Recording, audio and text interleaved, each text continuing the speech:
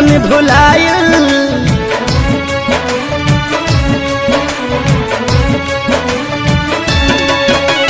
छूट गईल धभाइल मंगल चांद के मिशन भुलायल।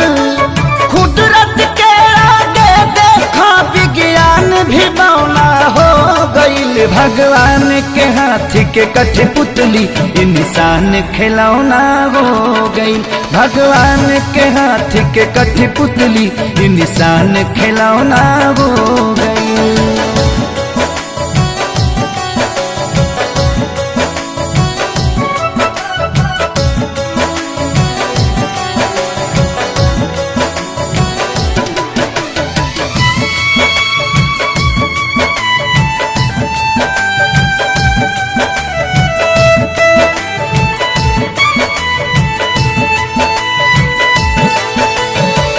कर धन के ऐठल घर में बैठल बैठल मेट गईल।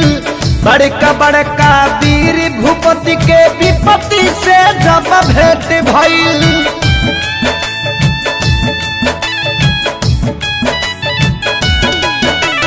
सब कर धन के ऐठल घर में बैठल बैठल मेट गईल।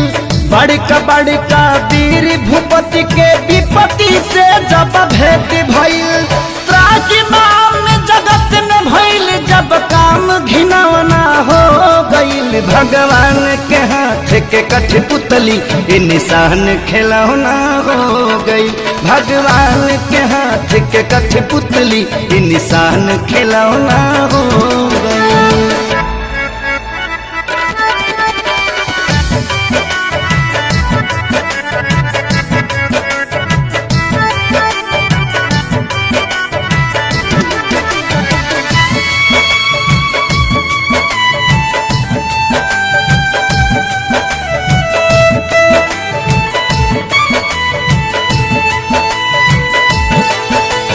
माथी पकैसन मौत नाचे देखनी जब नजार हो। अपनों से मिले जुले में लागता अब डर हो।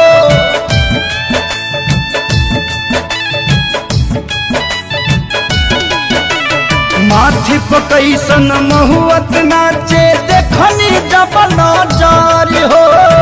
अपनों से मिले जुले में लागता अब डर हो। एको किलो के रह के भी अलगा बिछौना हो गईल। भगवान के हाथ के कठपुतली इंसान खिलौना हो गईल। भगवान के हाथ के कठपुतली इंसान खिलौना हो गईल।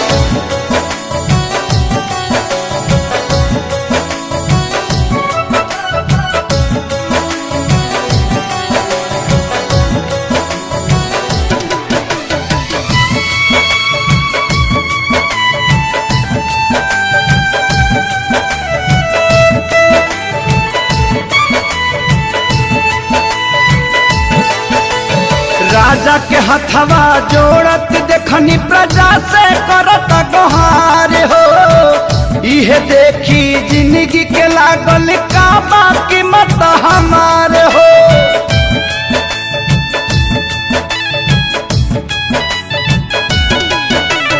राजा के हथवा जोड़त देखनी प्रजा से करत गोहार हो। इहे देखी जिंदगी के लागल का बाकी मत हमारे हो। हलचल खेसारी धनंजय पभारी एगो किरौना हो गईल। भगवान के हाथ के कठपुतली इंसान खिलौना हो गईल। भगवान के हाथ के कठपुतली इंसान खिलौना हो गईल।